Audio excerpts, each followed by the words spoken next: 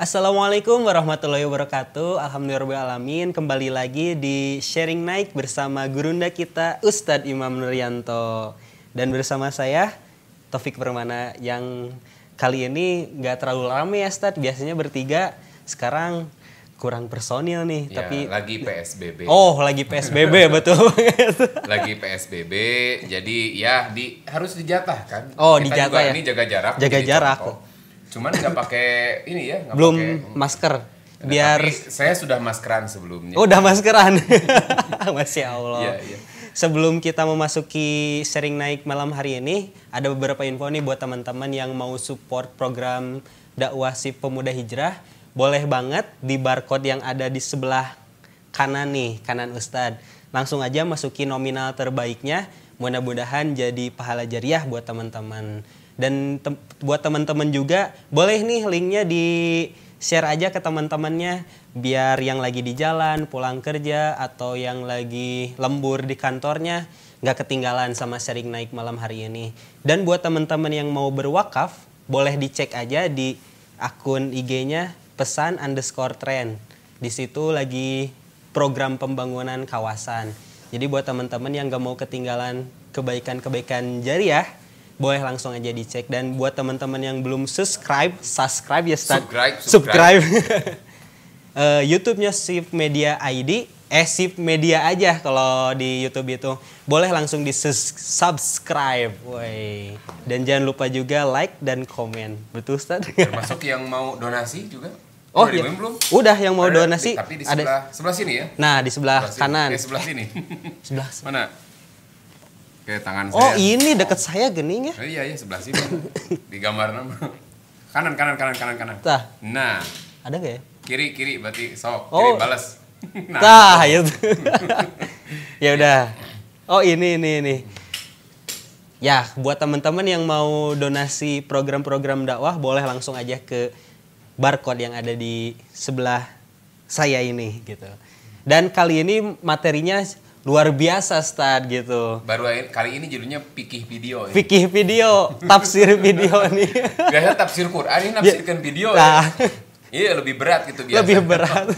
Tapi kan tadi mengurai hikmah, mengurai pelajaran dari apa yang kita lihat. Ini jadi saya banyak lihat komen dari teman-teman ini loh aneh-aneh. Kayaknya berarti dari satu angle itu, dari satu kejadian itu bisa timbul berbagai fikih yang berbeda. Padahal dari satu video dari CCTV ya kadang-kadang bisa jadi benar semuanya, bisa jadi juga salah semuanya.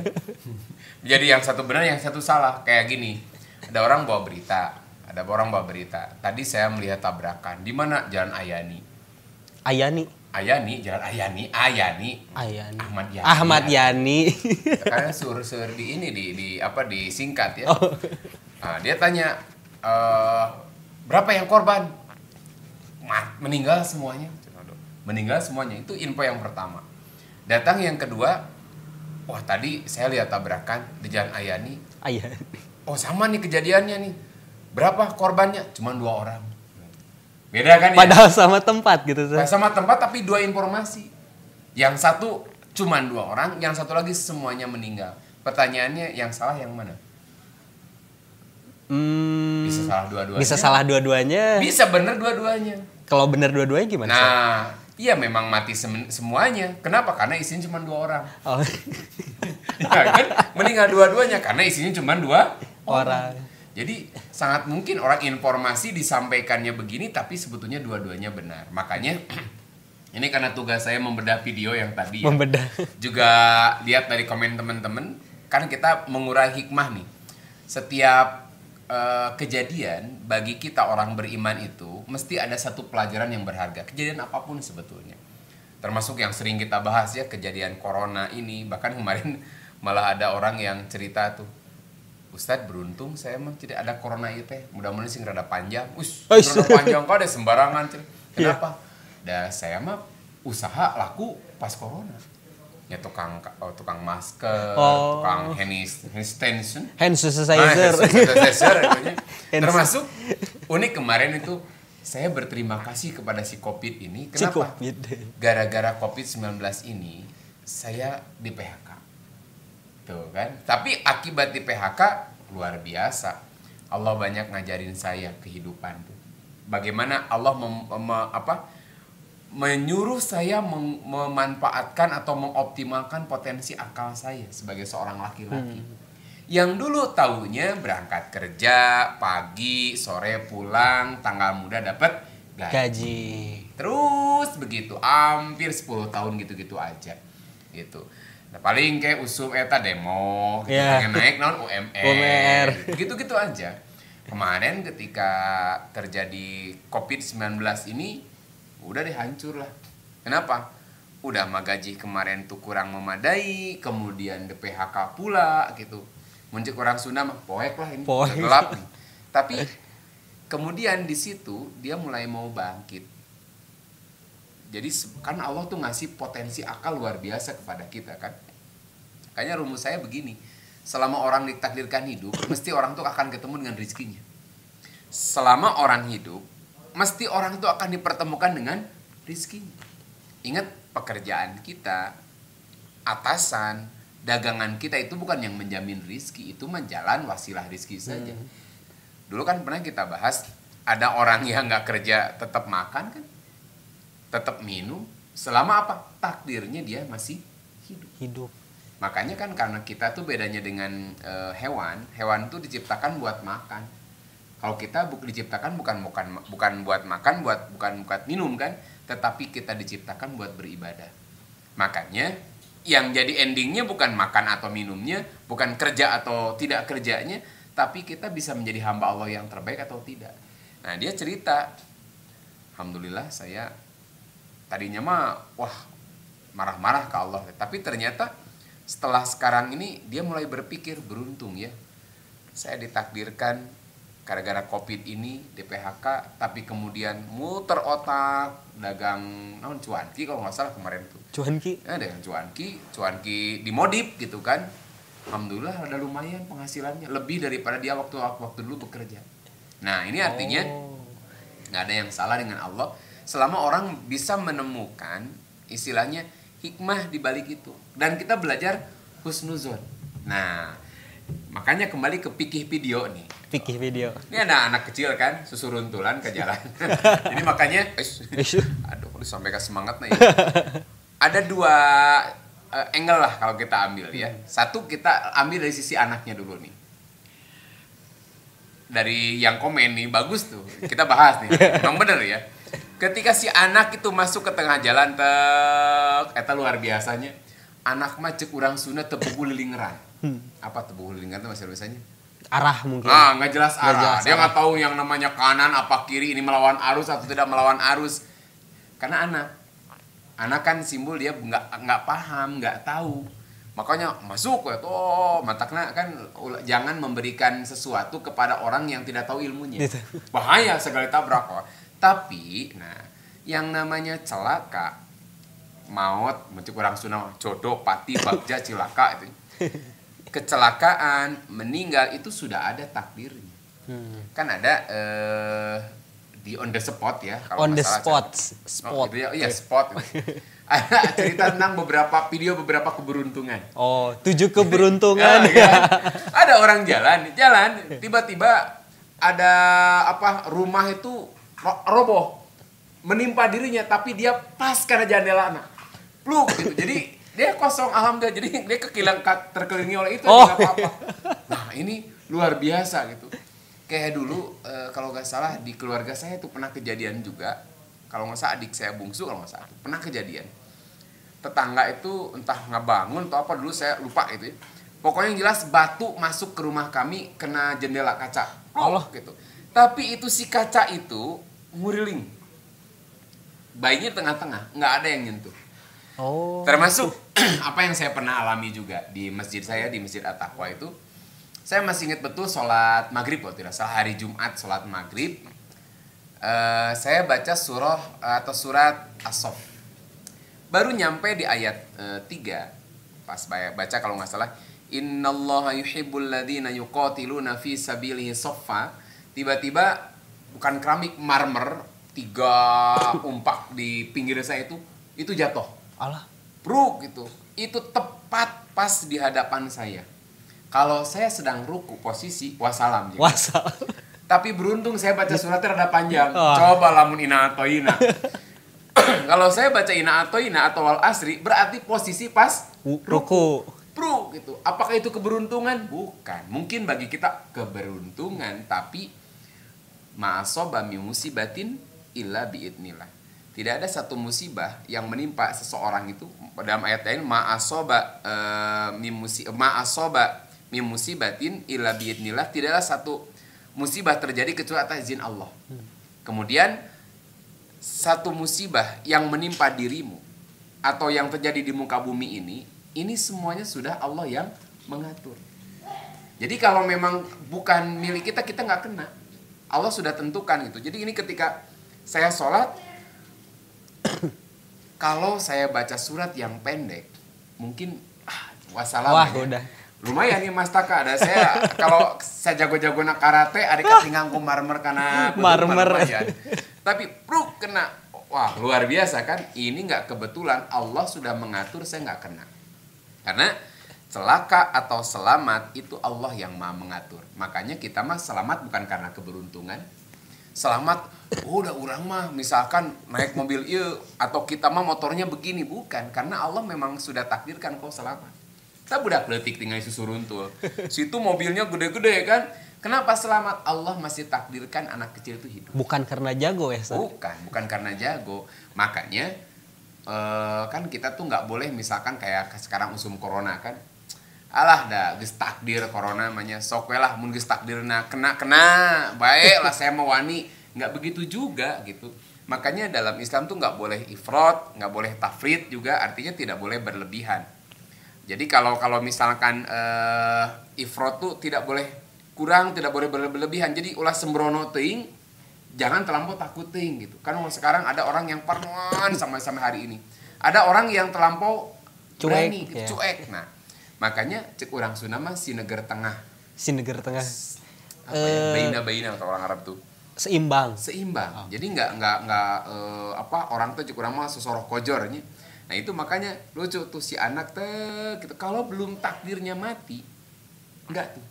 Orang kekebutaan, gitu. Kalau belum takdirnya mati, nggak mati. Banyak orang tuh di helm, motornya luar biasa. Kalau memang kalau Allah nggak takdirkan mati, nggak akan mati. Tapi ada orang sudah memakai helm, APD lengkap, pakai kaos tangan, pelan-pelan. Kalau Allah sudah takdirkan mati. Dia hati-hati tapi batur tuh hati-hati, nabrak dia meninggal. Makanya pelajarannya dari bab anak kecil tadinya. Dari sisi anaknya. Dari sisi anak kecil bahwa Allah yang Maha mengatur apa yang terjadi. Maka yang jadi poin adalah bukan apa yang terjadinya, tapi proses kita ke kejadian itu yang akan menjadi poinnya. Contoh kan urusan bab jodoh makan bisa wae kan. Kita mau nyari di mana-mana misalkan di klub malam. Kalau di klub etis menang. Di klub malam mau di mana. Tapi kan bahkan kianya da cicingnya bisa menang jodoh. Tapi kangen ya bisa panggil jodoh asli nada. Gara-gara papanggih gitu. Tapi yang paling pokok adalah bagaimana kita menjemputnya. Orang misalkan bekerja mau jadi copet misalkan, mau jadi bangsat atau apapun, ingat bahwa Allah itu menilai bukan seberapa banyak apa yang kau dapat, tapi dengan cara apa kamu mendapatkan itu. Karena tanpa kamu seperti itu pun kamu akan dapat, tapi kamu mencari atau mendapatkan itu dengan proses yang salah. Jadi yang oleh Allah dilihat itu prosesnya. Gitu. Kan tadi orang pakai motor, teu make helm. Alah keun bae da geus takdirna. Kalau takdirnya mati. Kalau takdirnya enggak mati, ya enggak mati. Biasa we. Nah, ternyata dia selamat gitu kan. Nah, dia berdosa dari sisi apa? Tadi kan berani menantang maut gitu kan. Padahal maut itu kudu ditantang. Nanti kita datang gitu. Gitunya. Nah, ada orang yang kemudian dia berAPD lengkap tapi tawakal kepada Allah. Memang betul celaka atau tidak celaka Allah yang Maha mengatur, tapi saya diperintahkan menyempurnakan ikhtiar. Contoh, Dulu ada orang bawa, kalau sekarang mau motor ya, ini mah bawa unta. Kenapa unta muk tidak di talian gitu? Apa di talian tuh bahasa orang? Ditaliin, ya. Ditali. Mau diparkir ternyata digembok gitu. Nah, gitu. Kenapa untanya kamu tidak tambatkan di talian sing page? Apa kata dia? Allah, kalau takdirnya milik saya, ya unta ini tegak kemana-mana.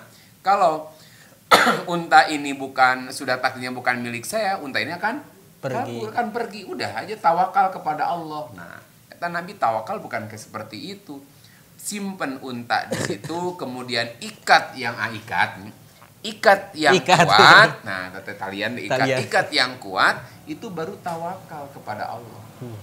Nah, karena memang betul kalau hilang atau tidak hilang itu takdir Allah. Tapi ikhtiar untuk mendapatkan hal itu yang akan menjadi poin di sisi Allah. Nah, seperti itu. Nah, makanya pelajaran yang kedua tadinya bahwa KIJ kedua baru pertama ya. Baru pertama bahwa Allah yang menentukan. Yang kedua bahwa yang jadi nilai di sisi Allah itu bukan kejadiannya, celaka atau tidak celakanya. Contoh kan, orang mau berangkat ngaji cilaka, karena nanti Allah hisabnya kan 3. Mau sedang beres, mau berangkat ngaji, sedang ngaji, pulang ngaji, celaka misalkan, mati dia. Mau nikah, sedang nikah, beres nikah, jarang ya tamu. Orang mau nonton konser berangkat, sedang nonton konser, beres nonton konser, mati. Ada orang yang mau berangkat kerja, sedang bekerja, beres bekerja, mati. Mau maling, maling, sedang maling, beres maling dia juga mati. Yang Allah akan nilai itu proses mencapai kepada kejadian takdir Allah itu dengan cara apa? Dia jemput takdir Allah itu dengan cara apa? Nah, itu pelajaran Allah yang menguasainya. Kalau memang diselamatkan budak detik, kalau pun kasih jalan ya aman. Tapi misalkan kita punya anak nanti Kang Topik mentas ke jalan, ala antepkeun dong dipentaskeun. Dasar Ustaz Imam. Mau usah diseberangin. Kenapa? Ya kalau memang takdirnya meninggal ya meninggal. Kalau takdirnya selamat ya selamat. Antepkeun we cenah mentas gitu. Orang tua macam apa sadar. Aya aki-aki kolot yo. Aki-aki tua tuh dia mau nyebrang. Tetap bantuan, alah antepkeun. Nah, makanya nanya, kenapa dibantuan?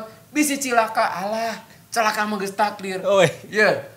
Kita tolong tidak ataupun kita tidak tolong, kalau sudah takdir celaka. Antepkeun dia menjemput takdir Allahnya. Nah, betul tidak? Betul. Sangat betul. Yeah. Jadi ketika aki-aki rek mentas, kawannya teh sok pang mentaskeun. Ngapain? Karunya bisi katabrak. Yeah. Kasihan takut ketabrak. Ketabrak tidak ketabrak itu takdir Allah. Betul kan? Takdir Allah. Kalau si Abah itu belum takdirnya mati, nggak akan ketabrak. Biarin aja. Wah, kan benar katanya. Tawakal ke Allah gitu kan. Jadi kalau misalkan bahkan kalaupun kamu menuntun si Abah itu, takdirnya mati, bahkan dibarengan di ku kamu mau. Kan gitu. Nah, makanya ini contohnya, analoginya contohnya kan. Nah betul memang takdirnya itu seperti itu. Tapi kamu gak dapat pahala apa-apa dari kejadian itu. Itu aja. Betul. Menyeberang sendirian atau kita bantu menyeberang. Celaka atau celaka Allah yang menentukan. Tapi kita gak punya amal apa-apa di situ. Kalau kita ikut menyeberangkan dulu ke celaka, bahkan sudah hati-hati, kita meninggal dalam keadaan mulia. Kenapa? Menolong orang lain. Kalau nggak ditolong terus celaka si kakeknya teh, dosa nggak start ke yang ngantepinnya, yang ngebiarinnya? Yang ngantepin nyanyi ke bawah dosa, karena Allah udah kasih kan. Ketika gini ya, ketika Allah sudah kasih satu peluang, nah kita kan kita pikirin ke berikutnya, tak peduli, tak. Jadi gue dibocorkan di ayeuna. Jadi ketika Allah buka peluang untuk dia beramal soleh, lalu dia lewatkan, maka Allah akan cabut. Bisa jadi dipindahkan ke orang lain atau Allah hilangkan dari dirinya. Waktu kesempatan beramal. Padahal aki-aki kolot itu tadinya udah call a friend, dia udah kill. Tapi biarin kan orang tawakal yang salah. Abah nanaonan si gugupai gitu kan, tok jeung lambaikan tangan, udah abah menyeberang aja. Kalau abah takdirna hirup pasti selamat gasok. Kan nggak gitu juga. Sama dengan ketika punya anak kecil, susuruntulan ke jalan. Nah, Pak, anaknya biarin, nggak apa-apa. Kalau ketabrak bagaimana? Takdirnya itu mah. Kalau ketabrak mah takdirnya. Kalau anak saya ditakdirkan selamat mah banyak tuh yang di on the spot juga. Anak kecil kalau tabrak truk ternyata selamat. Masuk di kolong. Nah, selamat kan. Nah, itu takdirnya. Iya, tapi pembiaran kamu anak itu seperti itu dosa. Kenapa? Karena tidak hanya bab itu yang nanti kita bahas. Nah, karena si anak, ini gambaran si anak tadi. Jadi ngebahas video ya halus. Si anak tadi itu kan itu gambaran anak tuh tidak tahu aturan, melawan arus, tidak tahu kanan kiri maju. Nah, kalau hidup kita tanpa aturan, hidup kita melawan arus, akan mencelakakan orang lain, minimal menimbulkan kemarahan orang lain. Ya ganggu. Nah, maka kalau kita hidup tanpa aturan, semau-maunya kita. Kan itu kan semau-maunya budak leutik teh mah aing we. Mana ada budak leutik eleh kan. Mengalah ibu nawe kadang-kadang eleh. Wah, pokoknya mah hayang permen. Enggak. Pengen permen mah enggak. Sekali mama kata mama enggak. Kekosean. Eta mah di toko gugulitikan. Wah, keluar teh. Keluar ada gandeng. Ngerapkeun kamu mah. Buskeun teh kan. Bawalkeun ge berarti gerakeun. Nah, itu si anak mah begitu juga tadi kan. Tuh, semaunya kan anak mah enggak mengenal aturan kanan kiri, pokoknya mah asal urang we nikmat. Jadi gambaran si anak itu gambar orang yang penting nikmat sendiri, bahagia sendiri. Nah, hidup itu jangan hanya memikirkan kebahagiaan sendiri, apalagi ketika dia melanggar aturan yang menyebabkan orang lain kagok minimal atau mencelakakan orang lain. Bahaya itu. Maka pelajarannya apa? Hati-hati, hidup itu jangan sampai menjadi penyebab kecelakaan orang lain, menyebab bahaya orang lain. Kata Nabi, siapa yang dia membahayakan hidup seorang muslim, maka Allah akan berikan kesengsaraan kepada diri. Jadi mandoro musliman, siapa yang menyebabkan bahaya kepada seorang muslim, maka Allah akan memberikan bahaya pada dirinya kelak di hari akhirat. Jadi hirup mah tong juga budak leutik. Kudu ngerti, kudu diajar supaya apa? Dia tahu aturan. Iman kan mun aya budak ada anak tuh usia 18 tahun, jenggotan geus kanal tapi kayak mak motor. Oh, eta budak leutik gitu. Budak leutik. Anak kecil. Memang dia mungkin enggak celaka tapi mencelakakan orang lain. Memang dia selamat tapi orang lain celaka gara-gara dia. Dulu saya masih ada tetangga kalau tidak salah ya. Dia boncengan sama ibunya. Tapi aya nu wah make motor teh geuningannya rada di eta-eta. Gila. Nah, kagokeun dia. Akhirnya dia mah selamat sudah, tapi dia kemudian jatuh dan ibunya meninggal. Oh, dosana gede pisan. Membunuh tadi maksudnya. Karena membunuh mantengan dia menyebabkan bahaya celaka orang lain. Jadi siapa yang mencelakakan seorang muslim, dia akan dibalas dicelakakan kelak di akhirat. Itu luar biasa. Jadi enggak semudah itu. Jadi hidup kan kalau kita belajar baca hadis ya, dalam satu hadis begini. Al-muslimu, seorang muslim itu man salimal muslimuna min lisanihi wa yadihi. Seorang muslim itu adalah orang yang menjaga lidahnya dan perbuatannya dari menyakiti orang lain. Mata kade tah mun jadi budak jadi orang tuh dewasa ulah bubudakeun. Karena bubudakeun mah orang anak kecil tuh enggak mau kalah. Bukan mah kajian salah cek aing bener-bener kan gitunya. Gitu. Jadi ada orang tuh yang sikapnya ongkoh dia teh misalkan gede tapi jika budak sok aya namanya anak belikan. Tahu belikan baperan. Baperan nah itu. Belikan teh babari leweh, babari ceurik, babari ngadu. Wah, gitu. Maksudnya ngadu gitu kan. Jika di negara mana gitu. Negara gitu, mana ya, saya? Bab kak nu kieu adukeun, bab ieu adukeun gitu nya. Jadi resep ngadu nama teu rame. Ini mah cerita. Ya mah heureuy nya cerita ada orang tuh usah Pak Kiai cerah. Dia nanya ke Pak Kiai nanti. Ima dongeng ya. Pak Kiai, di rumah saya itu suka ada yang aneh-aneh. Apa aneh itu? Itu hordeng gerak-gerak sendiri. Panci bergerak-gerak sendiri. Kadang-kadang kursi teh krekek gitu. Saya takut Pak Kiai. Apa bacaan yang harus saya baca? Apa kata si Pak Kiai tadi? jangan dulu baca-baca, kamu berani melawan nggak? Oh nggak berani atuh Pak Kiai. Kamu jago mana dengan si Eta? Dia cuman bisa geser-geser hordeng itu, kamu bisa bikin hordengnya. Bahkan kamu bisa buka dengan luas kan? Dia cuma bisa menggeser-geser apa? Panci. Kamu bisa masak air pakai panci itu. Makanya kamu tang-tang sekalian. Apa?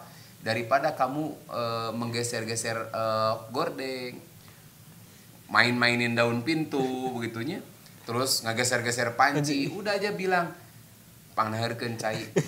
Tolong masakin air, buatin air kopi. Cikopi ya, Cikopi sama Indomie, ya, Indomie bawa ke dia, ayeuna siap gitu.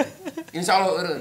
Jangan sampai baru ada yang begitu fenomena udah kok amrobinas, malikinas, ilahinas gitu. Nah kenapa pakai bukan ngabal lain teh menang, bisi kieu jeung jurig teh, kata jurig teh, gitu aja udah laporan nih enggak banget kan gitu kan. Ini mas laporan, laporan.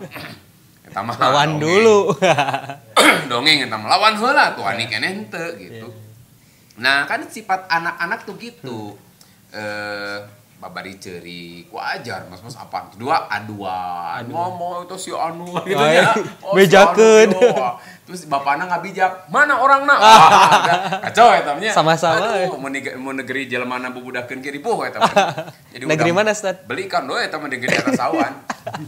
Pokoknya mah belikan, babarian, babari ngadu.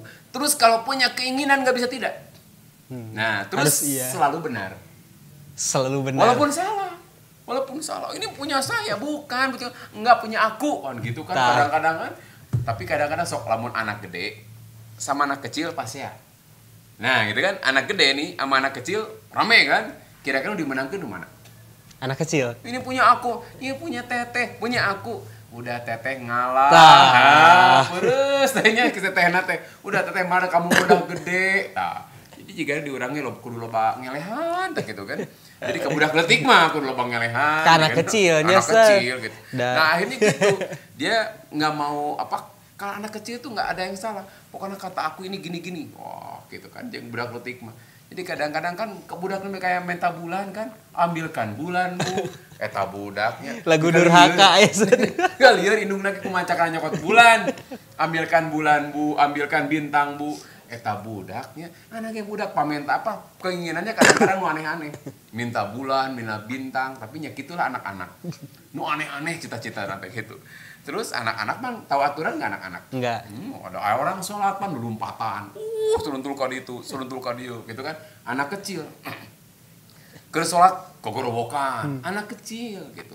Mata enggak pantas pakai sepeda seruntul ke tengah jalan. Ya wajar, anak itu nggak ada aturan. Makanya kalau orang udah nggak tahu aturan sih gak budak gitu.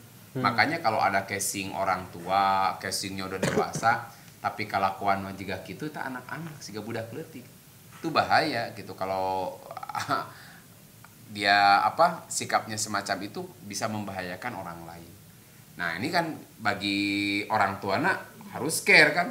Ini budak diantepeun alak lain kumaha takdirna we. Tapi bisa jadi sikap Anda itu membuat bahaya orang lain.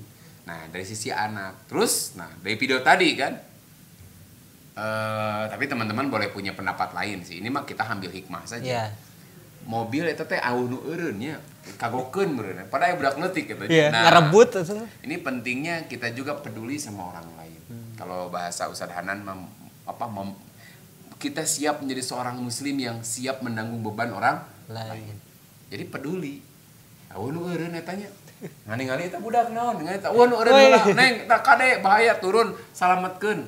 Berapa mobil yang lewat? Nah, itu juga sama mengajarkan kepada kita hikmahnya apa? Kita harus bisa belajar peduli. Karena tadi bahwa hidup kita itu kan manusia itu makhluk yang nggak bisa hidup sendiri. Bisa nggak kopi hidup sendiri? Wah, susah Ustaz. Ayeuna we sendiri teh. Sendiri juga nggak enak asa serepi. Beda. Kalau manusia itu sebenarnya nggak pantas disebut goni. Tahu goni? Kaya. Bukan karung ya. Oh. Kaya kan. Kalau Allah disebut goniyun hamid, itu luar biasa, emang layak itu disematkan pada Allah. Allah disebut goni, kaya itu adalah kalau udah nggak butuh sama orang lain. Allah butuh nggak sama manusia? Enggak. Tidak. Allah nggak butuh manusia. Allah nggak butuh makhluk yang lain. Allah tuh goniun. Artinya Allah tuh merasa cukup dari apapun. Makanya Allah As-Samad. Allah itu yang kalau dalam salah satu tafsir As-Samad itu artinya ma la jaufa fihi. Sesuatu yang nggak ada rongga. Itu gambaran sesuatu yang bahasa saya nggak butuh lah orang lain. Allah tuh tapi manusia sekaya-kayanya butuh sama orang lain gak? Butuh, Ustaz. Sok, ayah nanya punya rumah saja. Makin gede rumah, makin butuh sama orang lain. Wah. Sok, ripuh. Iya, sok, mau gede bukan segede alat tip ieu misalkan. Ripuh, mal gawe-gawe, naon ngepelan ripuh, kecuali diantepkeun pasti butuh orang lain kan. Makin gede pembantunya juga makin banyak. Nah, hanya pembantu saja? Tidak. Kenapa? Karena rumah gede itu mungkin isinya kosong gak naon. Mesti ada barang berharga. Kalau rumah gubuk mah sekapeng teu dikunci-kunci acan. Maling asup gerek maling naon? Rek maling kendi gitu. Rek maling sangu deungeuna gitu kan. Nah, ini mah luar biasa. Jadi rumah besar pasti butuh satpam atuh di hareup. Sok anu saung butut di satpaman teh. Jeung sareng gajina. Sareng gajina anjing we mau ngajagan. Anjing aja mau ngajagan naon uhun maraban kan. Butuh satpamnya. Pasang CCTV. Jadi kalau kata guru saya mah kieu nu beunghar teh nu loba uruseun. Lain loba harta, nu loba uruseun. Kenapa? Makin kaya seseorang itu makin butuh pada banyak orang. Jadi sebetulnya kekayaan orang hakiki itu Allah tuh. Allah disebut goni karena Allah nggak butuh siapapun. Allah nggak butuh siapapun. Tapi manusia makin kaya butuh sama seseorang. Makanya Islam ngajarin tuh peduli itu. Kata Nabi, man yassara musliman, siapa yang memudahkan urusan orang lain, maka Allah akan mudahkan urusannya di dunia dan di akhirat. Wallahu fi aunil abdi, maka al abdu fi auni akhihi. Allah itu ada pada pertolongan Allah itu menolong seorang hamba selama seorang hamba itu menolong saudaranya. Itu saya quote dari Ustaz Hanan tuh bagus yang booster ya. Booster, gitu ya. 1 minute booster. Jadi jangan menunggu mampu. Aduh, saya nggak susah menirukan Ustaz Hanan, susah soalnya. Jangan menunggu kita mampu untuk menolong orang lain. Gitu kan? Jadi kalau untuk menolong itu jangan menunggu kita mampu. Tolonglah orang lain maka Allah akan memampukan diri kita. Jadi Allah akan memberikan, justru dengan menolong orang lain Allah akan memberikan kemampuan kepada kita. Kita luar biasa gitu. Kan di antara ciri orang bertakwa itu adalah alladzina yunfikuna fis-sarai wad dharra. Orang-orang yang berimpak di saat sulit dan di saat senang dan susah. Berinfak saat susah dan senang. Kalau senang sih biasanya komo yuk si dompetnya keur susah ditilepkeun dengannya. Dompet sudah ditilepkeun, ATM ge wan bika leucir bisanya. Jadi itu enggak susah lah untuk menolong. Enggak susah untuk berinfak. Tapi ketika dia dalam keadaan sulit masih mau menolong orang lain luar biasa. Gitu. Tapi hati-hati gitu kan. Kadang-kadang mohon maaf itu kajian begini teh saya nggak tahu nih nomor saya teh kok kenapa jadi rada nyebar teh apalnya. Masuk tuh Ustaz mohon bantuan bla bla bla bla bla barijeng urang teh teu wawu. Iya. Saya kadang-kadang yang begitu mohon maaf sekali, bukan berarti nggak mau menolong ya. Tapi bagi saya gitu. Kan kalau menolong nu nampe heula apa nu nampe teh yang paling terdekat. Kan ini mah entah berantah kadang-kadang mohon maaf ada yang dari Riau. Jauh-jauh tidinya gitu. Di dia ge. Nomor telepon saya apa di mana gitu. Saya bukan tidak mau menolong tapi jadi satu kan ada yang lebih berkat, lebih dekat kepada di situ kan. Maka kalau bahasa saya ketika orang mau memberi kan yang paling dekat akrobu hababan. Yang pintunya paling dekat. Jadi sebelum kepada yang jauh, makanya kemarin Ustaz Hanan punya program tetangga baik. Iya, tetangga dulu. Bisa jauh-jauh di Riau minta bantuan ke saya. Jeung ka ustad teh dipercaya loba duit gitu. Padahal ustad mah memberi motivasi kan. Kajian eueuh duit gitu. Nah, tapi da kita ada ustad mah ulah katingali miskin sih. Ulah katingali miskin walaupun miskin aja mah. Tapi da tadi sok kusnuzon. Jadi miluan batuk ya. Dingin sad. Jadi sok kusnuzon ka ustad mah ustad mah segala boga segala ini pasti nolong. Pada hari urusan ripuh mah sarua we. Kan ustad mah tara-tara ngombolkeun ka ripuh hari dia keur ngobrolkeun ya. Jadi gitu. Ya seolah-olah wah sigana cukup, sigana beunghar, padahal enggak juga gitu. Makanya saya di keterangan tadi wallahu fi aunil abdi makanal abdu fi auni akhihi. Seorang Allah akan menolong seseorang selama orang itu menolong saudaranya. Gitu. Tadi ketika mau menolong yang mana? Yang terdekat dulu gitu. Ya, makanya yang paling kena itu adalah orang-orang yang di sekitarnya. Contoh ada orang meninggal di Anu gitu. Itu yang paling kena ketika dia misalkan tidak ada yang menolong adalah orang-orang yang ada di sekitarnya. Kecuali kalau di situ sudah tidak mampu baru call a friend. Call a friend. Artinya yang rada jauh gitu ya. Kita juga ada karena sama muslim itu kan seperti saudara dimanapun. Kalau kita ada, misalkan kita datang. Artinya karena kalau misalkan bencana yang cukup besar, misalkan orang di sekitar sudah tidak mampu, maka tidak salah kalau kita ini peluang, misalkan kita beramal soleh. Makanya ini peduli gitu. Kalau sekarang kan ada aneh gitu. Program kepedulian, negara tuh udah peduli banget sekarang tuh. Covid susah kan dibantu. Nah, tapi bantuannya misalkan lu nyanak, ya, ada potongan ya. Kan itu gede pisan. Dulu kan gede pisan ketika seseorang kan ini mau nolong orang nih. Nah, tapi ternyata uang buat pertolongannya diambil misalkan, itu dosanya gede pisan. Nah, makanya di sini kita dapat pelajaran bagaimana kita peduli, jangan hanya memikirkan kita yang penting orang selamat lah. Yang penting lain anak orang. Udah eta budak sah bayar penting malin anak urang gitu. Kayak gini. Wah eta mabok. Nu penting malin anak urang.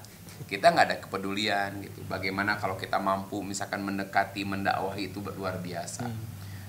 Eta karunya kalaparan, nu penting mentong keluarga urang gitu. Eta budak kajan, nu penting malin incu urang. Nah, tapi bagaimana kita punya kepedulian untuk care kepada sesama. Ya paling pokok kepada sesama muslim, tetapi Islam mengajarkan bukan hanya kepada sama muslim kita menolong, tapi kepada non muslim pun kalau memang membutuhkan pertolongan boleh. Apalagi kalau kecelakaan misalkan ya, halo ya Salim, mantap kan sinapae kan nggak gitu juga kan? Atau pada mau tolong, tuh make piung, mau mantap kan nggak gitu juga kan? Kita sama contoh ini bagaimana akhlak Nabi ya. Nabi ngajarin ketika ada jenazah lewat, Nabi berdiri. Ya Rasulullah, kenapa engkau berdiri? Bukankah itu jenazah Yahudi? Nabi yang jawab, bukankah Yahudi juga manusia? Wah. Nah, itu kan artinya dari sisi itu beliau menghormati sebagai manusia. Tanya teh ham teh temennya. Jadi Islam sudah ngajarin bahwa bukan sekedar ukhuwah itu sama muslim saja, tetapi bisa jadi satu negara karena kita sama manusia kan. Makanya tetangga misalkan non muslim kalaparan antepkeun sinap modar sekalian bae kafir lah. Nanti akhirnya ke neraka misalnya. Enggak gitu juga kali ngeri itu. Justru ini kan pedulinya. Contoh ya, ini yang Nabi ngajarin kepada Asma, ya Rasulullah, ibu saya dia seorang musyrik. Dia datang ke rumah saya. Apa asilu ummi? Apa saya harus berbuat baik pada ibu saya? Kan dia kafir misalkan. Kata Nabi, sili ummaki. Sambungkan kasih sayangmu kepada ibumu walaupun kafir sekalipun. Nah, banyak kisah kan Nabi bagaimana Nabi mengasihi, Nabi menolong orang-orang yang mungkin berbeda agama dengan kita. Makanya ini kepedulian. Yang terakhir, poin terakhir kalau saya mah ini udah terakhir lagi, Ustaz. Iya, kan udah 9:30. Poin terakhir dari kisah ini ada terakhirnya endingnya naon teh? Aya polisi. Aya polisi. Aya polisi menyelamatkan anak kecil. Anak gitu. Ini bedah video, bener. Bedah video. Ini baru pertama kali saya tafsir video. Biasanya bulu gomaro. Jadi ada polisi ngambil nih. Nah, pelajarannya tadi bagian dari satu kepedulian. Dua, seseorang ketika diberi satu amanah jabatan. Nah, ini maka dia akan melaksanakan tugas itu sebaik-baiknya. Nah, ini kan polisi itu pengayom masyarakat. Polisi pengayom. Nah, makanya walaupun luar biasa beresiko beliau itu. apa lewat jalan kan ya bisa jadi main lo kata berat gitu. Tapi kenapa? Ini resiko tugas negara. Dan ini bagian dari rakyat yang harus dia ayomi, dia harus tolong. Makanya dia rela kan, mentas untuk menyelamatkan anak itu. Sampai kan mobil berhenti kan, bisa saja dia ketabrak kan, bisa jadi dia korban. Tapi apa? Ini tugas. Yang namanya jabatan tuh amanah. Nabi ngajarin ya, yang namanya memegangkan ketika Abu Dzar berkata, ya Rasulullah ala tastakmiluni, ya Rasulullah kenapa engkau tidak berikan aku jabatan? Apa kata Rasulullah? Ya Badar, innaka dhaif. Wahai Abu Dzar, engkau itu lemah. Wa innaha amanatun, sedangkan jabatan itu amanah.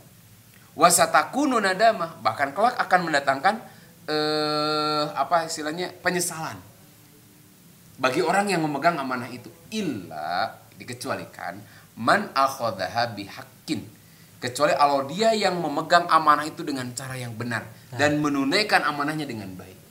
Luar biasa ini. Jadi makin berat. Tadi kan kalau di kita mungkin TNI, Polri, tukang pejabat lah, pejabat menteri, ada yang menteri, misalkan dari menteri sampai presiden.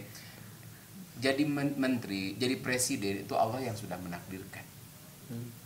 Pak Jokowi itu terpilih bukan semata-mata hasil pemilu.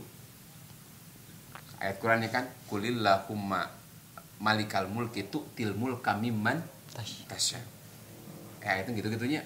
Nah, saya terjemahan bisa salah. Katakanlah bahwa Allah itu yang memberikan kekuasaan pada siapapun yang Allah kehendaki. Termasuk Pak Jokowi sekarang. Nah, Allah kasih, gitu kan, udah kasih. Nah, ketika Allah beri itu kan ujian. Bagi siapapun, tidak hanya Pak Jokowi, siapapun itu. Yang diberi satu jabatan, itu Allah yang memberi. Nah, pertanyaannya, apakah dia akan amanah dengan apa yang Allah beri itu? Makin tinggi jabatan seseorang, makin berat tanggung jawabnya di hadapan Allah. Apalagi, nah hati-hati ya, kedoliman seorang pemimpin itu akan menghilangkan keberkahan satu kaum. Wah. Nah, ini contoh-contoh ya. Berarti dapat Ustaz. Orang cerita negeri di atas awan. Ya. Contohnya. Contoh Ustaz. Ada seorang raja. Dulu mah kan enggak, kalau sekarang mah kan anak kecil juga tahu. Siapa presiden Indonesia? Pak Jokowi. Gitu kan. Udah tahu kenapa di TV, di medsos ada. Ada fotonya. Dulu orang tuh hanya tahu nama nggak tahu wajah. Jadi nggak tahu, hanya tahu nama tapi nggak tahu wajah. Nu mana sih raja urang teh gitu. Nah, raja tuh ngelihat, wah ini kayaknya negara kita udah makmur nih. Makanya untuk kan dia biasanya terima berita. Sekarang dia pengen nyoba nih, membuktikan betul nggak negara saya itu udah makmur. Lewat nih jalan-jalan, lihat sawahnya subur. Wah luar biasa nih. Bahkan dia mencoba nih wawancara kalau sekarang. Nyamar. Kalau dulu ada raja tuh nyamar dan nggak kelihatan. Nyamar, assalamualaikum. Dia cerita, nih gimana nih kehidupan sekarang. Alhamdulillah, raja kita tuh adil, soleh, sehingga keberkahan itu kami rasakan. Tuh, keadilan seorang pemimpin akan mendatangkan keberkahan di satu kaum itu. Karena al-imamul adil, seorang pemimpin yang adil itu, kata Nabi, sab'atun, ada 7 golongan, la yudiluhumullahu jadi susah. Hilaf emut. Sab'atun yudiluhumullahu fi dhillihi yauma la dhilla illa dhilluh. Gitulah. Hilaf emut. 7 orang yang Allah akan berikan naungan di saat tidak ada naungan selain naungan Allah. Diantaranya al-imamul adil, seorang pemimpin yang adil. Ini pemimpinnya bagus, berkah hidup kami.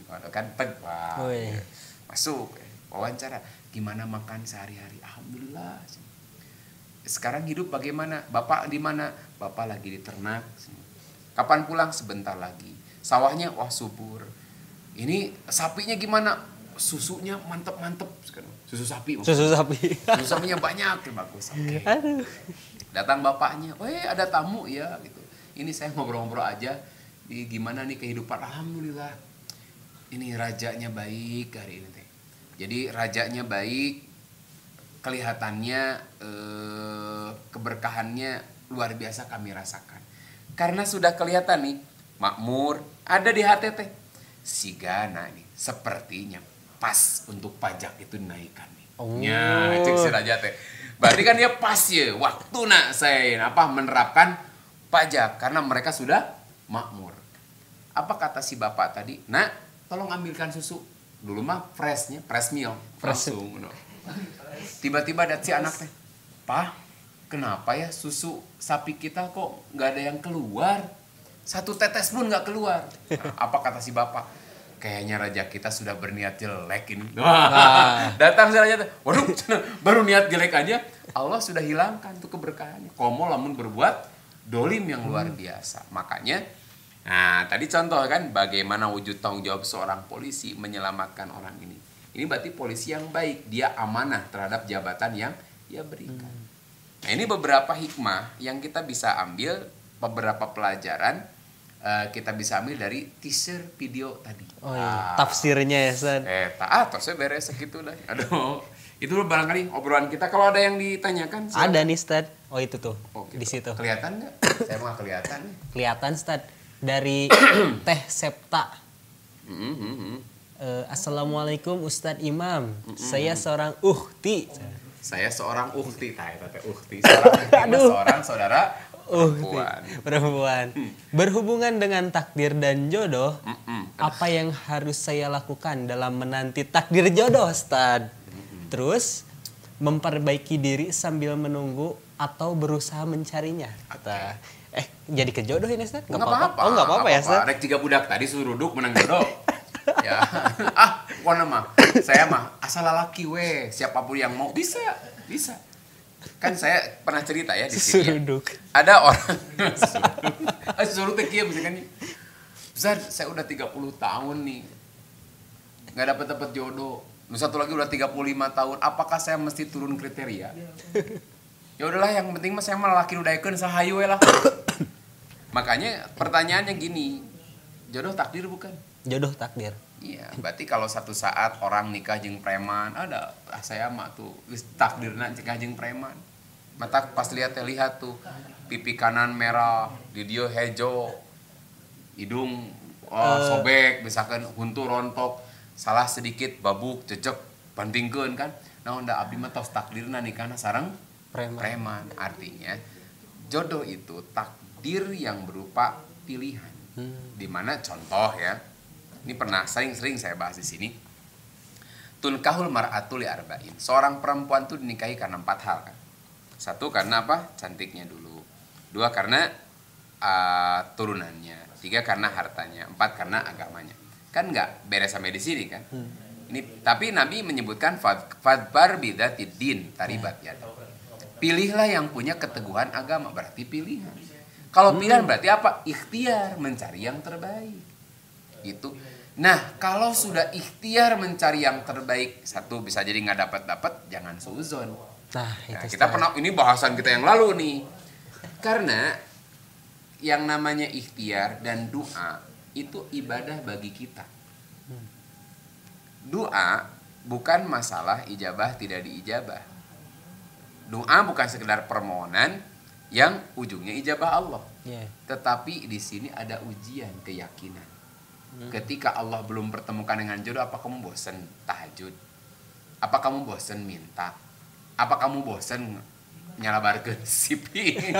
Aku udah bosan sipi teh hantem udah berapa ustaz ditibinti sipi. Apa kamu betul? Makanya ada satu hadis kata Nabi, qad da'autu falam aro yastajibuli. Aku sudah sering berdoa tapi kayaknya Allah nggak pernah melihat aku nggak pernah melihat Allah mengijabah doaku. Akhirnya apa? Fayahtasiru inda dzalika. Dia kemudian putus asa. Wa yatrukud doa, dan kemudian dia meninggalkan doa. Putus asa kan? Nah, makanya jadi jangan sampai gara-gara 35 tahun asa laki-laki soken datang mangga we lah. Mau duda, mau apa? Mau perjaka, mau duda, mau usia berapapun, yang penting mah laki-laki yang siap bertanggung jawab. Datang siapa yang duluan ke rumah datang, ya udahlah itu jadi jodoh saya. Nggak, jangan gitu juga kali, tetap berikhtiar, berdoa. Sampai kapan ikhtiar itu? Ingat, kita dapat poin itu dari ikhtiarnya. Sempurna ikhtiarnya. Betul tadi, sambil memantaskan diri. Ingat, Allah tuh nggak pernah dolim kepada hambanya sedikit pun. Saya kasih contoh saja. Ketika Siti Hajar oleh Allah disimpan kan, karena Allah perintahkan Ibrahim alaihissalam menyimpan beliau di tempat yang tandus, tidak ada talam-talaman. Apa Allah tega? Enggak. Apa Allah tuh mau menzolimi Siti Hajar dan putranya? Kan tidak begitu. Ada rencana besar di balik itu semua. Allah tuh mustahil mendolimi seorang hamba yang soleh. Nah gitu kan. Kayak dulu lah orang ngadoa, ya Allah misalkan bla bla bla bla bla gitu. Kok Allah nggak ngasih? Allah bukan nggak ngasih. Allah ingin menguji sekuat apa, setangguh apa iman kamu. Jadi Allah nggak dolim. Kalau perang dulu ya, zaman Nabi perang, apa Nabi menang terus? Ada enggak? Ada kalah. Ada sahabat yang harus wafat. Apa Allah teh dolim? Gara-gara Allah memerintahkan jihad sampai meninggal, kan tidak begitu. Orang mati bukan karena perangnya, bukan karena berjihad, tapi Allah sudah takdirkan dia mati pada waktu jihad. Ada panglima perang mau tadi nu kasur kan? Iya. Iya kan? Kalau nggak salah nih, Khalid bin Walid meninggalnya tidak pas perang. Bahwa itu teh ahli perang, ahli strategi, tapi harus meninggal mungkin di tempat tidurnya misalkan. Sampai orang tuh nangis. Maka kata Nabi, siapa orang yang meminta syahid, mati syahid ya, maka Allah akan tetapkan dia sebagai seorang yang syuhada kalau betul-betul lahir dari kejujuran hati. Bukan dibuat-buat gitu kan, bukan dibuat-buat. Nah makanya ketika misalkan Rasul kalah, apa Allah dolim? Tidak. Apa Allah nggak mengabulkan doanya? Semua orang berdoa tuh pasti pengen menang kan? Tapi satu saat kalah, itu adalah ujian. Makanya ke teteh yang tadi, ya tetaplah terus berusaha, tetaplah berdoa. Bisa jadi kita ambil hikmah di balik ini. Bisa jadi hikmahnya memang Allah beri kesempatan kita untuk terus belajar. Bisa jadi Allah beri kesempatan kita untuk makin mantap, makin memampukan diri kita menjadi seorang ibu atau seorang bapak yang baik di kemudian hari. Ada RG kan, Rijalul God, bapak di kemudian hari. Ummahatul God, ibu di kemudian hari. Maka siapa tahu dengan banyaknya belajar, ketika benar menjadi seorang ibu, kita menjadi seorang ibu yang benar-benar bisa memahami, bisa melaksanakan keibuannya dengan baik. Keibuannya. Nah itu. Maka nikmatilah. Nggak ada takdir Allah yang salah selama orang itu tetap berhusnuzon kepada Allah. Ada lagi pertanyaan berikutnya? Itu kebaca tuh? Ada yang dari Bogor, Kang Lukman. Oh itu Assalamualaikum. Saya Teh Erni dari Bogor mau bertanya, bila kita memiliki trauma terhadap suatu peristiwa yang menyakitkan hati, bagaimanakah cara meredakan hati dan pikiran kita agar tidak terus trauma?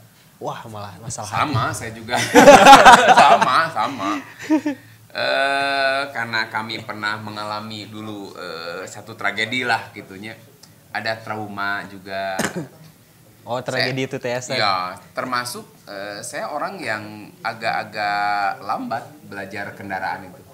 Saya baru bisa pakai motor itu udah punya anak satu. Walah. Bisa pakai motor. Ayo pakai motor itunya. Itu sebetulnya ini rahasianya nih kita aja nih. Saya baru bisa pakai motor itu anak saya sudah lahir anak pertama itu. Baru bisa karena motor. Itu pun motornya metik deh. Jadi kalau dipakai motoran gigian susah karena gigi saya nggak enak. Jadi kalau kuping tuh nggak bisa. Pakai mobil juga lama.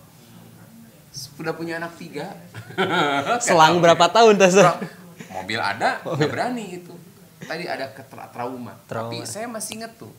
Ya, lawan saja. Kenapa? Tadi kembali bahwa celaka atau tidak celaka sudah Allah yang mengatur. Punten ya, kalau orang serampangan nih, kebut-kebutan sampai wah gitu, kalau belum takdir celaka nggak celaka. Kayak anak tadi. Iya kayak anak tadi kan. Nah gitu. Makanya dulu saya sempat nggak berani pakai motor. Tapi ada orang bilang, kenapa nggak dipakai? Aduh ada trauma gini-gini. Ya kau sudah percaya ke Allah. Intinya mengobati trauma masih yakin ke Allah saja gitu. Itu tuh Ustadz yang diomongin. Iya, yang ngomong gitu. Kau sudah percaya ke Allah. Wah kenapa? Iya cilaka yang cilaka Allah nu maha ngatur. Nu penting mah bismillah. Berangkat baca bismillahi tawakkaltu Allah. Artinya kita tawakal, kan bahasanya gini, bismillahi tawakkaltu 'alallah la haula wala quwwata illa billah. Bismillah, dengan menyebut nama Allah, sertakan Allah kan. Kemudian tawakal tuh, aku bertawakal kepada Allah. Artinya kita hanya berusaha berikhtiar. Hasilnya Allah yang menentukan. Tidak ada daya, tidak ada kekuatan kecuali dengan pertolongan Allah. Kita selamat bukan karena kepiawaian kita nyupir banyak, orangnya jago nyupir celaka. Itu yang ikut GV jago teh. Motornya jago, celaka mah celaka. Orang yang dulu Ayrton Senna atau siapa yang Formula One ya. Dia jago nyupirnya jauh jeung saya mah. Tapi urusan celaka mah celaka. Justru banyak orang celaka tuh jago nyupir malah. Iya. Kenapa? Ngebut luar biasa. Saya di tol aja paling 60, 80 gitu kan. Saya mah taat aturan kan di situ tulisannya 60 ya ngikutin gitu kan. Batur kenapa kalau di jalan itu bukan mau jadi pembalap. Bukan untuk cari musuh, bukan jadi pembalap untuk dulu-duluan, bukan. Tapi kita menikmati perjalanan. Jalan tuh untuk menyampaikan kita pada tujuan. Jangan sampai kita jadi lupa. Untuk sampai kepada tujuan kita malah jadi masuk rumah sakit gara-gara pebalap-balap. Makanya yang nggak dapat hadiah. Nah, inti dari trauma apapun sebelum kembali kalau dia yakin kepada Allah bahwa Allah yang menentukan segalanya udah. Ada orang saya emang nggak mau nikah lagi, trauma. Geus genep kali nikah diceraikan wae. Ya, ari kembali kepada Allah. Ya, yang namanya berjamaah lebih baik daripada munfarid kan. Ada yang trauma trauma dengan laki pernah disakitin. Ada yang pernah trauma dulu. Saya emang nggak mau nikah lagi sama orang Bandung. Orang Bandung semuanya brengsek bla bla bla bla bla. Karena udah 3 kali orang Bandung gitu wae gitu. Pindah we ka orang misalkan orang Purwokerto sarua wae. Langsung ditambahan deui. Purwokerto gitu apa kita mewakili satu tempat kan tidak. Emang orang Bandung brengsek semua? Enggak. Purwokerto, Surabaya, enggak juga, bukan karena tempat, karena orangnya. Makanya trauma itu istilahnya akan hilang. Bahkan kalaupun ada dia akan berani ketika dia kembali kepada Allah. Itu saja. Sing yakin bahwa ma asoba min musibatin fil ardi wala fi anfusikum illa fi kitabim min qabli an nabraha. Lancar ya tadi mah. Tidaklah satu musibah terjadi di muka bumi ini atau pada dirimu apapun itu kecuali Allah sudah tulis di Lauhul Mahfuz. Sekarang misalkan bab corona gara-gara pernah kena corona misalkan aku udah malas ke situ lagi trauma. Ingat bahwa mungkin sekarang kita udah jaga jarak atau apa yakin nggak kena? Kalau Allah sudah takdirkan kena gitu kan? Tapi kalau orang nantang malah nggak kena gitu kan? Bisa kena. Itu artinya yang jadi ibadah adalah bagaimana kita menghindarkan diri dari sesuatu yang memudaratkan diri kita itu lebih bagus. Nah makanya tadi trauma mah kembalikan kepada Allah kalau kita sudah yakin bahwa segala sesuatu Allah yang menakdirkan baik buruknya. Tapi kita yang paling pokok berusaha berikhtiar yang terbaik. Hasil itu Allah yang menentukan. Selamat tidak selamat, untung tidak untung, bahagia tidak bahagia misalnya tadi kan. Itu Allah yang mengatur, tetapi Allah akan melihat prosesnya. Makan surabi dan nuripuh prosesnya. Prosesnya tuh, bikinnya, proses bikinnya. Dulu makan ditumbuk dulu, diayak dulu, udah diayak pakai air. Udah gitu dibakar. Wah, mana mah mantep, bikinnya tuh luar biasa dulu gitu ya.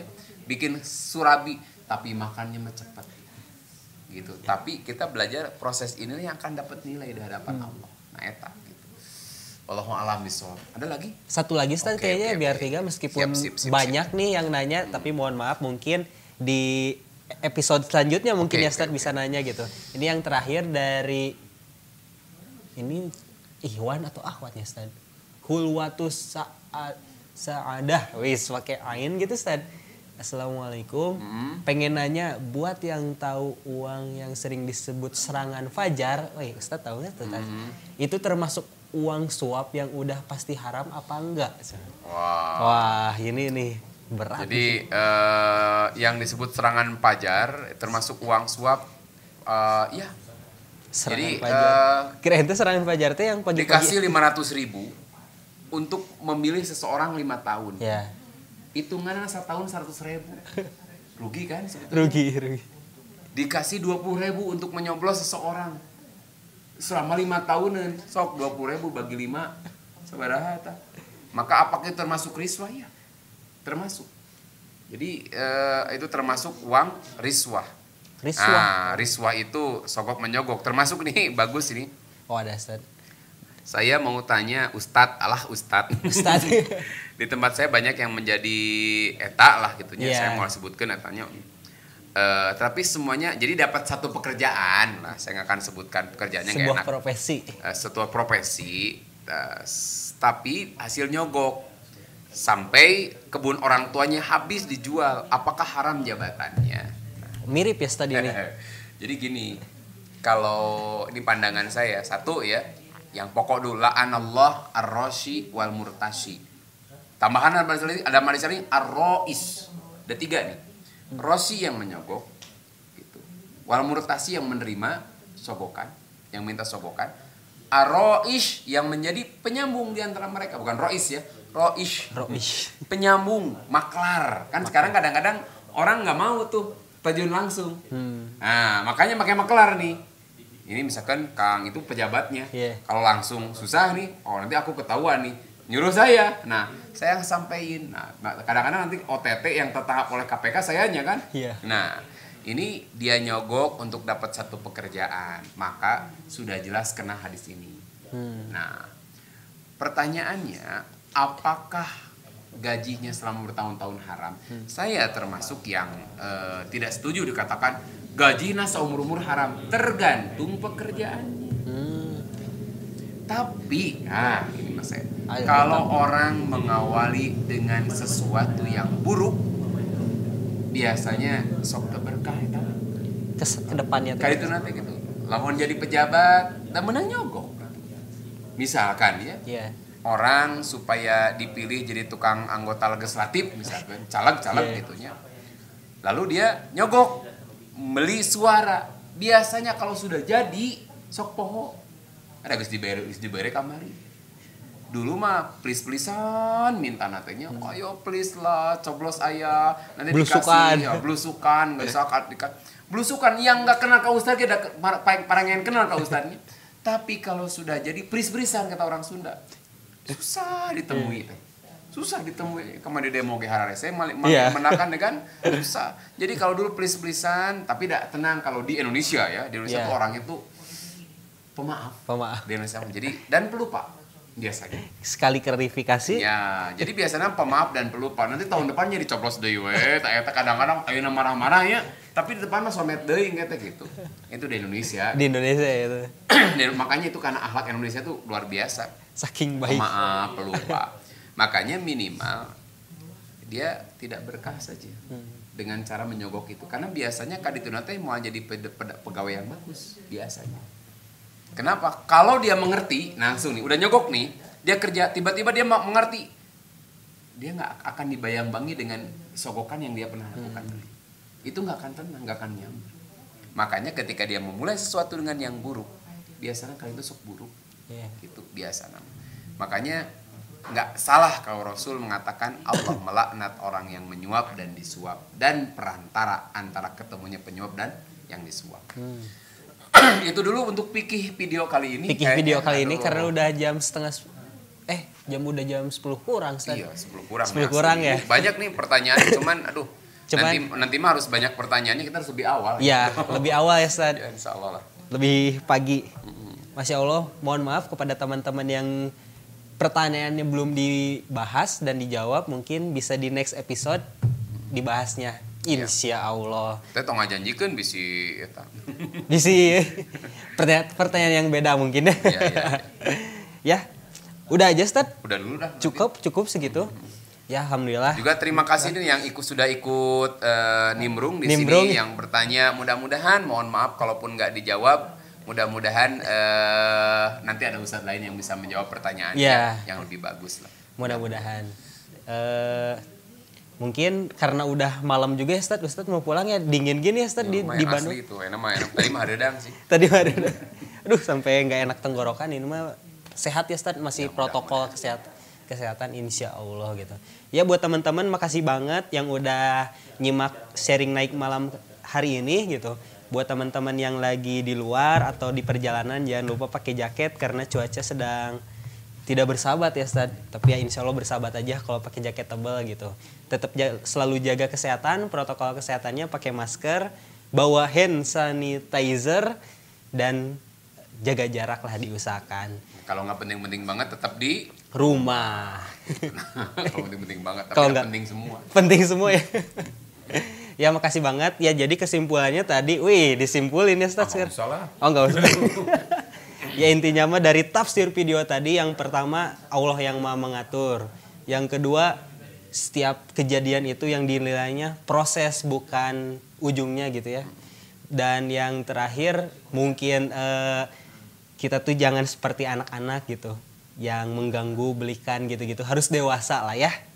Mudah-mudahan malam hari ini mendapatkan hikmah yang bisa diaplikasikan di kehidupannya sehari-hari. Mungkin cukup sekian Ustadz. Yeah. Mohon maaf apabila ada salah kata dan perbuatan. Wassalamualaikum warahmatullahi wabarakatuh.